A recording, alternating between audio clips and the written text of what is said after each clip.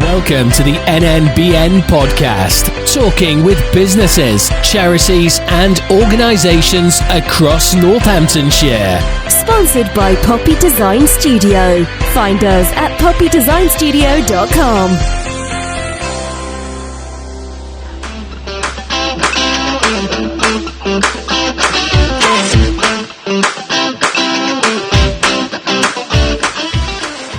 So a couple of weeks ago, I spoke to the principal of Tresham College, part of the Bedford College Group, which is Robin Webber-Jones, about what's going on at the college. And today I'm joined by Debbie Houghton, who's the Executive Director of Apprenticeships and Business Development at the college. So Debbie, welcome. Thanks, Simon. So Debbie, we're going to be talking about Apprenticeship Week, National Apprenticeship Week. Really looking forward to the conversation because it's quite a big week in the calendar, I think, and it's obviously something that's recognised in apprenticeships. But do you want to tell us, what is National Apprenticeship Week all about, and what's happening this week? So just a brief bit about what it's about. It's the 17th annual celebration of apprenticeships. It's designed as a week to bring together everyone that's passionate about apprenticeships to celebrate the value, benefit and opportunity that apprenticeships brings. Importantly, the theme for the Apprenticeships Week this year is called Skills for Life, where we encourage everyone to consider how apprenticeships can help individuals to develop the skills and knowledge required for a rewarding career, and employers to develop a workforce with future-ready skills. So it sounds obviously really exciting week in the calendar, as we know. What's the actual college doing this week to celebrate National Apprenticeship Week?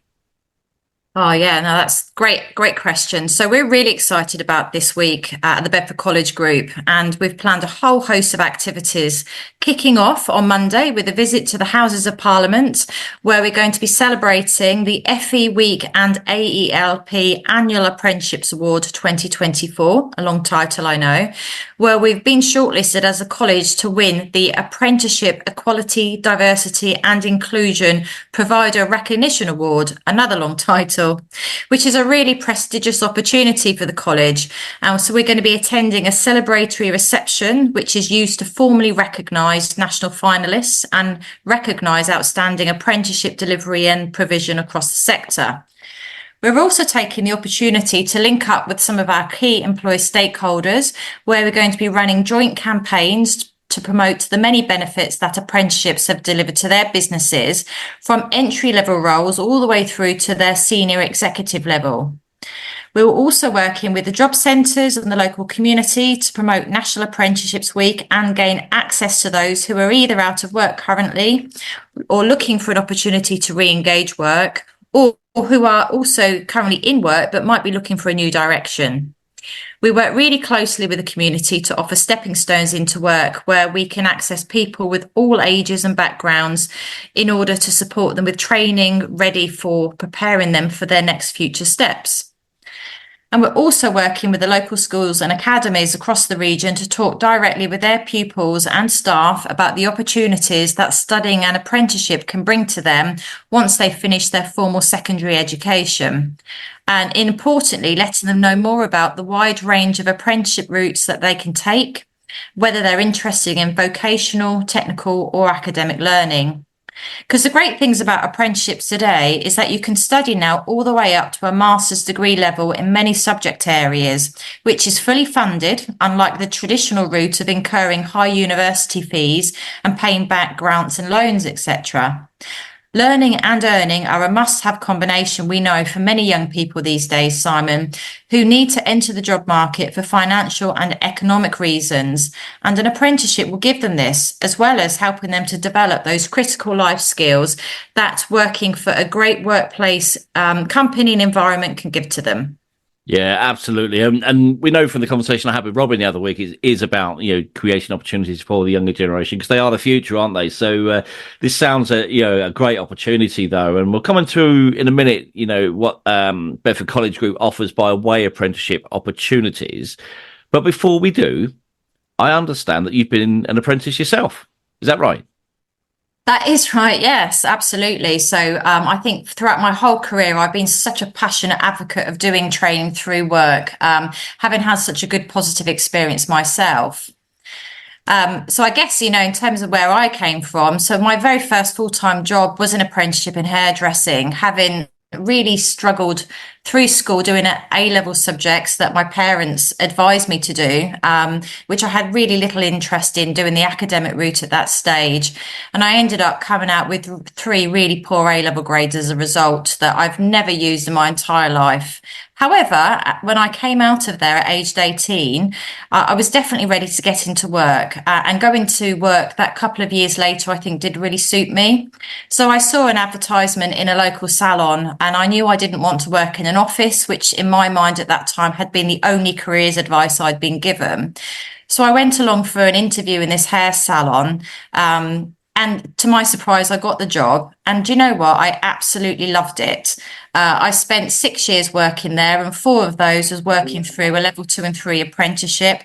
But the most important thing and what I gained from that was it really taught me, first of all, how to cope in a work environment, how to deal with people, how to manage complex and sometimes very demanding customers in a very high-paced commercial environment. And it's really through that got me to thinking about going into training, because by the time I finished my apprenticeship, my salon owner had got me training the new apprentices coming through, which I did once a week. And I absolutely loved that. So I decided to then put myself through some part-time courses at the local college, which gave me my entry into teaching and assessing. I then came across a full-time job in a college and ended up going into lecturing. And I suppose the rest, they say, is history. And I've been in working for colleges since then. And then most recently, I had the opportunity through work to become an apprentice again. And I enrolled to become a degree level apprenticeship where I did my MBA. I finished that about a year ago, which I, again, thoroughly enjoyed. And I really do feel that I can really relate because of those experiences to our apprentices at the college, having been one 3 times myself before. So yeah, really great opportunity that I had that I'm really passionate about bringing to our new generation of apprentices. And it's great that you got that experience, because obviously you've been there yourself, you've walked the walk, and now you're doing what you're doing through your life journey. So well done on doing that as well. And it just goes to show that you can start off in a certain area and then find yourself in a different direction. So yeah, well done. But if anybody wanted to become an apprentice and understand more about what goes on at the Bedford College Group, what sort of thing could they choose, and what does the college offer in regard to apprenticeships? Okay, so we offer apprenticeships in pretty much every sector. The great thing about our college group is its size, scope and breadth of provision. We work with hundreds of employers across all of our key regions whose businesses require trainees every year to help maintain and develop their workforce. So to give you some idea of what you can choose, we offer apprenticeships in construction, engineering, horticulture, digital, in health and care, in hairdressing, motor vehicle, motorsports, business and management, HR and finance. So I think we're currently offering around 52 apprenticeship standards at the moment, but we're developing a lot more that's coming on board for the next coming academic year. And I guess our main premise is that we will develop any programme that we know is going to enable the local skills needs of our communities to be met. And if an employer comes to us with a demand, we will make sure we provide the right training that facilitates their need. Wow, so there's quite a few there, 52 apprenticeship standards. So yeah, it's great to see that there's offering of a whole variety of areas that young people can learn as well. And I suppose once you've got the apprenticeship, obviously people look towards a career. Are there career development opportunities for people to develop a career pathway following the apprenticeship? Yeah, great question, Simon. And yes, they definitely can. So the way it works is there are what's called occupational pathways, which are mapped to pretty much every career available within a chosen industry. And these also dovetail across different sectors as well. So, for example, you could start off working for a company as an office administrator or maybe in customer services. And then as your role develops within the company, you might start to, let's say, work in maybe the HR or the accounts department. And you might enjoy that and think, well, actually, I'd like to learn more and maybe gain a qualification in HR or finance, which again, doing an apprenticeship will allow you to do. And then you might then find through that development that you've got a bit of a knack for project management, and find a calling and maybe improving the efficiencies of various business functions. And you could then go on to complete a higher apprenticeship in something like project management. Or alternatively, if you fancy progressing further still, there are opportunities to move on to a degree apprenticeship in management and leadership, all of which can be funded via your employer. And so we work with these employees to identify the right pathways that they can access through us and the direction we can help provide them, which will identify the best routes for them and their staff. So if someone wanted to do an apprenticeship, is there an age range entry criteria, and how do they register their interest? Okay, so there isn't any particular age limit. The only one is that you have to have turned 16 by the 31st of August prior to starting your apprenticeship. So in other words, it's following the completion of that GCSE route at school. We take apprentices of all ages, and we've had apprentices in their 50s, 60s, and even 70s who are still keen to work and learn and who have successfully completed training with us. It just shows that it really is never too late to learn or to move into a new industry or a new career pathway. So in terms of entry level, all of our courses that start at level 2, which we call an intermediate apprenticeship, don't have a particular formal entry criteria, as well as some of our level 3 courses as well. I guess the key thing here is that employers can stipulate the entry criteria that they're looking for their business, and we will work with them to find candidates for the roles that they're looking to advertise and fill. Also important to note is that every apprentice has to attain, if they haven't by the time they start their apprenticeship, they have to attain a level 1 or 2 in maths and English by the end of the apprenticeship programme itself, and in order to enter the endpoint assessment part at the end of the programme. So we aspire for all of our apprentices who haven't yet got this to get their equivalent of a grade 4 at GCSE by the time they leave us, which is C grade in old money. And for those apprentices that may come to us with something like an educational healthcare plan, that maths and English attainment is lower again, just to allow greater access for them to come onto a course and without having to put unnecessary barriers in place for them. So, there's quite a lot involved, but we do everything we can to get them to a maths and English level that they're going to feel proud of, that's going to support them throughout their life once they finish their programme. So people in their 50s, 60s, 70s can still look towards an apprenticeship at some point. I think that's really good as well. Really good opportunity for people to continue learning or maybe change direction as well. So it's great that's there for them as well. How do you actually deliver the apprenticeships, though? I mean, is this in the workplace or is it in college, for example? Yeah, so I suppose picking up first on the maths and English bit, we tend to embed them as rather than being standalone, but we'll deliver most of those type qualifications to apprentices in a college environment, as we find that attended structured learning seems to be more beneficial and also enables them to access face-to-face support from their tutors, whilst also really importantly being able to mix and work with other peers and learn through and with them through the workshop style sessions that we offer. It depends what they come to us with as their starting point, because we'll always put arrangements in place that's going to suit that. We provide routes that meet their needs, and we really do want to turn any potentially negative experiences in school with subjects like maths, for example, into a positive outcome, so that all of our apprentices are able to leave their apprenticeship having achieved this by the end. What about delivery of the vocational training elements? Is that also in the college? Yes, it can be. So it depends very much on the programme and the course requirement that we set up that goes with the programme itself. So programmes with qualifications included inside the apprenticeship standard, we usually tend to run these in college via a day release programme. Sometimes we run it as a block release, or even coming in for set workshop sessions across the month.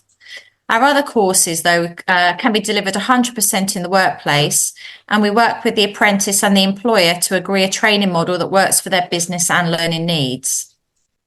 So if anybody's interested and they want to understand a little bit more about it, Obviously, apprenticeships, sometimes people think, oh, just for the younger generation. We just heard a minute ago there for the older generation as well, people changing direction and career changes.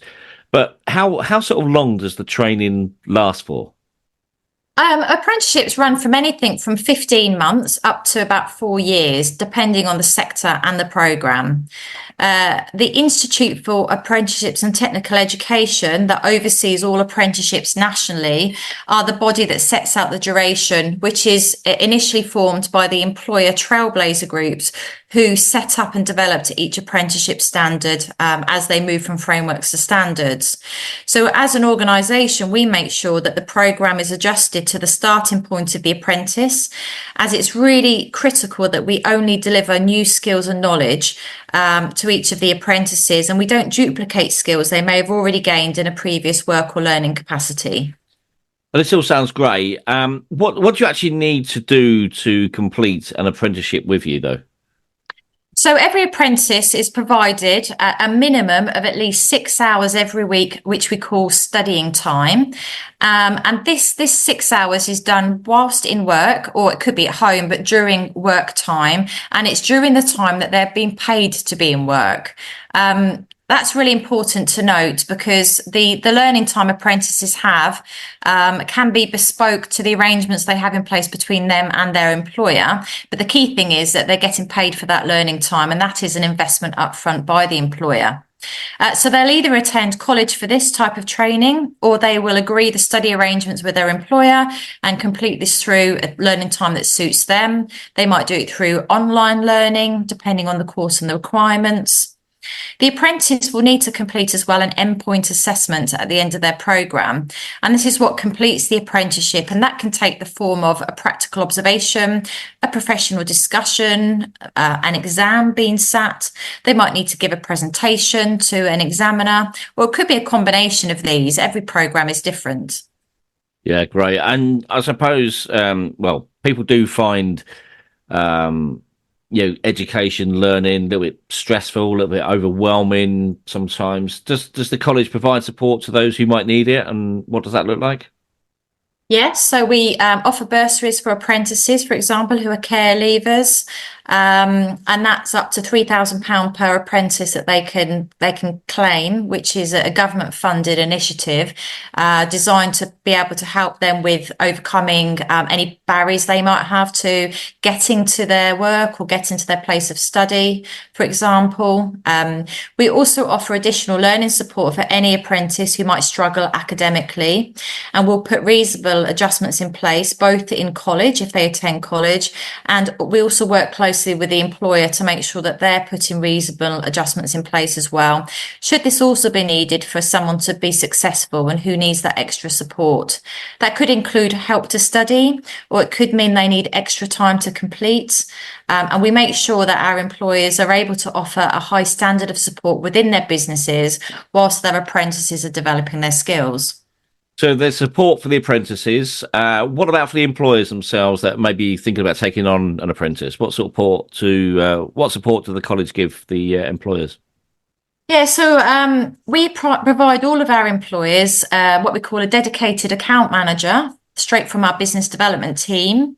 And therefore, every employer will receive an initial meeting first off to ascertain what their business need is, to discuss the type of role they're looking to fill within their company and the skill sets that they're looking for as well.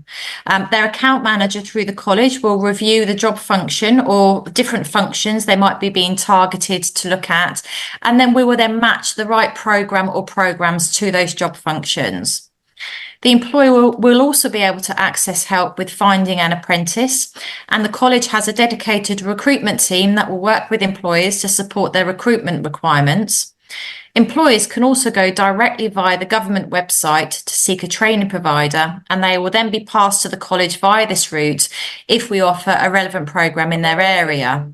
So the link for this, www.gov.uk/find-apprenticeship-training. So there you go. If you want to find out more information, go to gov.uk, employers-find-apprenticeship-training.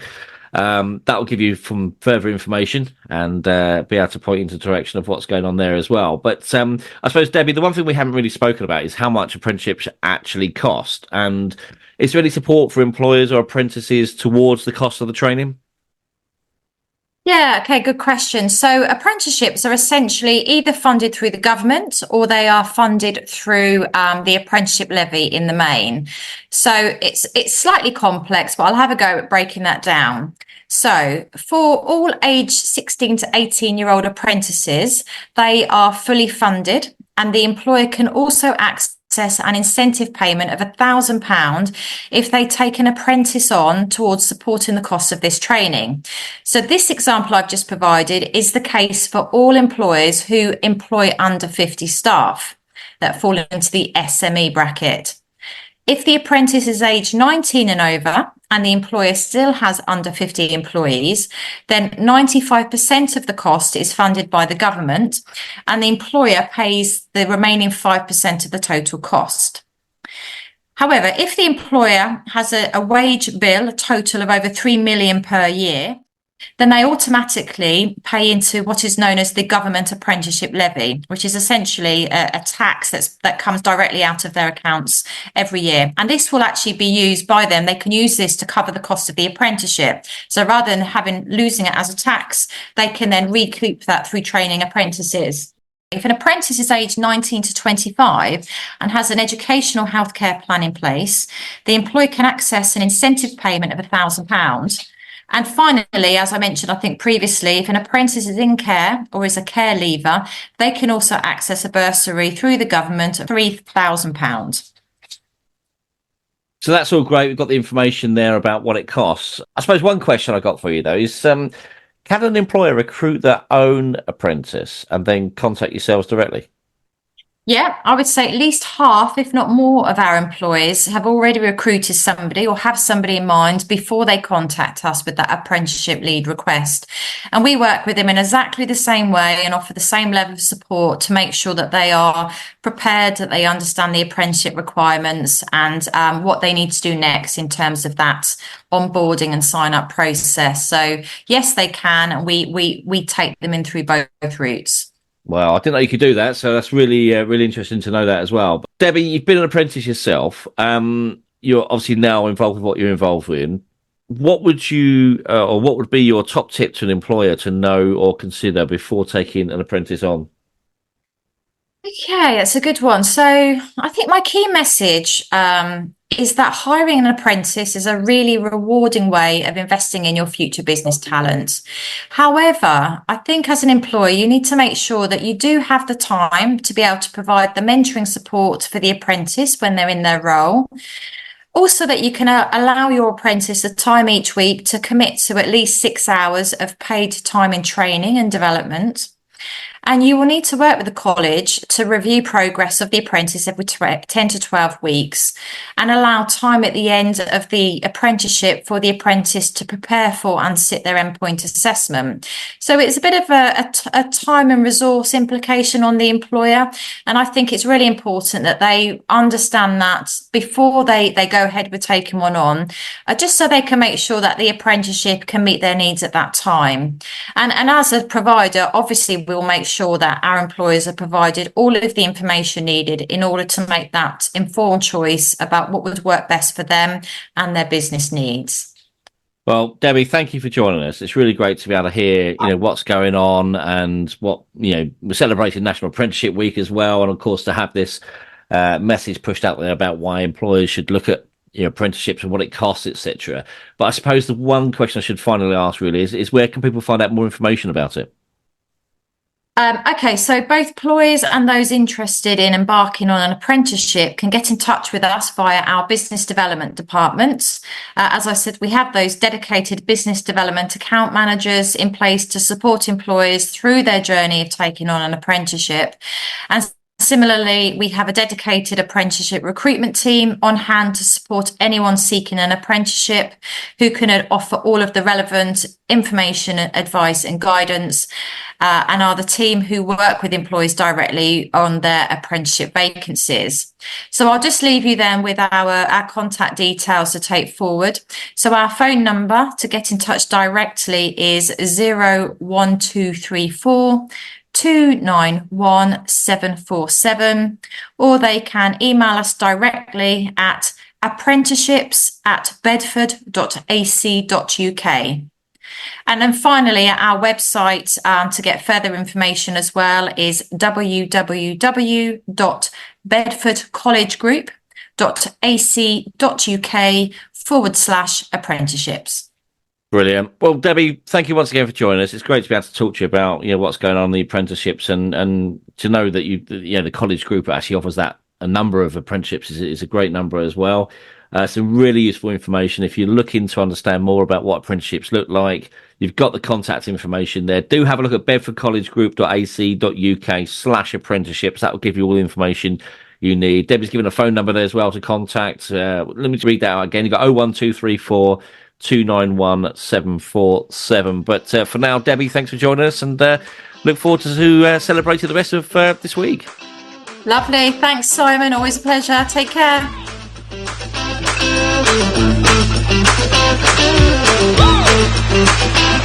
Woo!